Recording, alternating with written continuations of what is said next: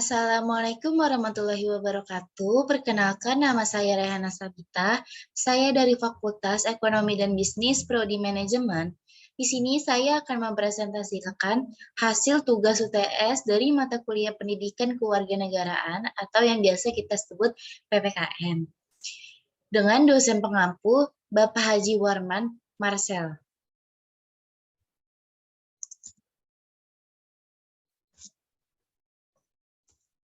Yang pertama, kita akan membahas pendekatan filsafat paling banyak digunakan. Pendekatan yang pertama ada pendekatan hermeneutik. Hermeneutik adalah metode pendekatan filsafat untuk memaknai fenomena hidup. Artinya, pergaulan pemikiran dalam tataran praktis. Mempelajari Pancasila tidak sebagai sebuah dogma yang sakral, tetapi mempelajari Pancasila dari pendekatan ilmiah, akademik, atau dari segi yuridis, konstitusional, dan objektif ilmiah. Yang kedua itu ada pendekatan petagonis. Pendidikan Pancasila sebagai pendidikan nilai atau MK, perkembangan kepribadian, kebebasan interpretasi harus diikuti usaha konstruktif atas nilai yang muncul. Artinya, tidak hanya sekedar kritis, tetapi juga mampu memberikan solusi, berarti menggali Pancasila sebagai pandangan hidup, bangsa, atau way of life. Lalu ada syarat-syarat berpikir saat berfilsafat. Yang pertama itu ada rasional. Rasional itu memakai akal sehat dan menggunakan argumentasi. Kedua, ada kritis. Kritis tidak cepat puas atas jawaban sendiri atau yang disodorkan dengan oleh orang lain. Yang ketiga, ada sistematis. Berpikir atau mengajukan jawaban dengan urutan tertentu dengan pola yang jelas. Menggunakan logika yang teratur. Yang keempat, ada menyeluruh. Yang kelima, mendalam. Yang keenam, normatif.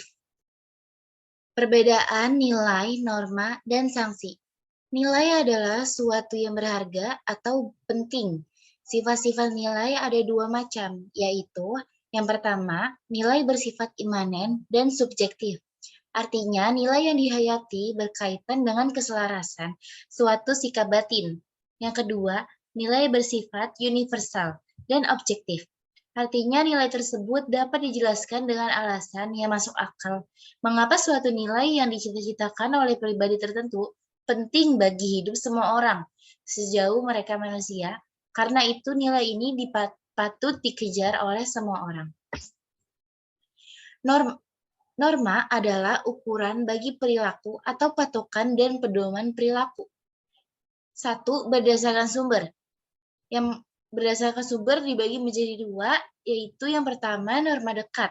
Norma dekat artinya tolak ukur atau langsung dapat diterapkan pada yang harus diukur. Yang kedua, norma terakhir atau asli, yang artinya alasan berlakunya norma dekat. Yang kedua, berdasarkan cakupannya. Dibagi menjadi dua bagian. Yang pertama ada norma teknis, yaitu berlaku untuk tujuan TTT, kegiatan sementara, dan terbatas. Yang kedua, norma berlaku umum, yaitu skala luas bagi orang. Norma ini dibagi menjadi tiga bagian, yaitu norma sopan santun yang artinya berlaku atas dasar kebiasaan dan pendapatan kebanyakan orang. Yang kedua, norma hukum. Artinya, ditetapkan oleh otoritas masyarakat dalam penuntutan pelaksanaannya. Pelanggarannya ditindak dengan pasti oleh pengusaha sah. Yang ketiga, ada norma moral. Artinya merangsang orang berperilaku berdasarkan ajaran, prinsip moral yang ditetapkan agama, masyarakat. Bertujuan untuk mengarahkan orang pada tujuan terakhir hidup manusia atau benar, indah, baik, dan bahagia. Lalu ada sanksi. Sanksi merupakan hukuman atau penghargaan yang diberikan untuk ketetapan pelaksanaan norma. Ada reward atau upah, hadiah dan pahala. Ada punishment atau hukuman. 4 nilai dasar Pancasila sebagai pendidikan politik. Yang pertama, hormat pada martabat manusia atau nilai kebiasaan, freedom.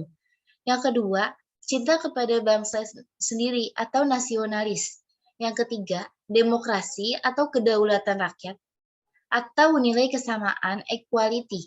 Yang keempat, keadaan sosial atau kesetiakawanan sosial yang biasa disebut nilai solidaritas. Nilai filosofik ketuhanan yang Maha Esa. Secara umum, nilai yang terkandung pada sila ketuhanan yang Maha Esa diinterpretasikan sebagai 1. Sikap takwa kepada Tuhan yang Maha Esa. 2. Nilai kebebasan untuk memeluk agama sesuai dengan keyakinan. Yang ketiga, manusia Indonesia wajib beragama dan manusia yang religius. Pengertian paham ketuhanan dalam sila pertama. A. Secara implisit, untuk sampai pada pengertian Tuhan, manusia bisa berpangkal pada pengetahuannya tentang alam dan dirinya sendiri. Segala sesuatu yang ada di dunia ini memiliki sifat-sifat terbatas atau fana, relatif, tergantung, diciptakan, tidak niscaya, tidak mutlak. Yang B. Secara eksplisit, keberadaan Tuhan juga timbul karena pengaruh-pengaruh besar di dunia. Agama ini menyebabkan pemahaman dan penghayatan bahwa selain fenomena alami, ada kekuatan adik kuasa yang menguasai alam semesta, yaitu Tuhan yang diyakini keesaannya di mana tidak ada kekuasaan lain yang dapat menandinginya. Sekian, terima kasih presentasi dari saya. Kurang lebihnya mohon maaf. Wabillahi taufiq wal hidayah. Wassalamualaikum warahmatullahi wabarakatuh.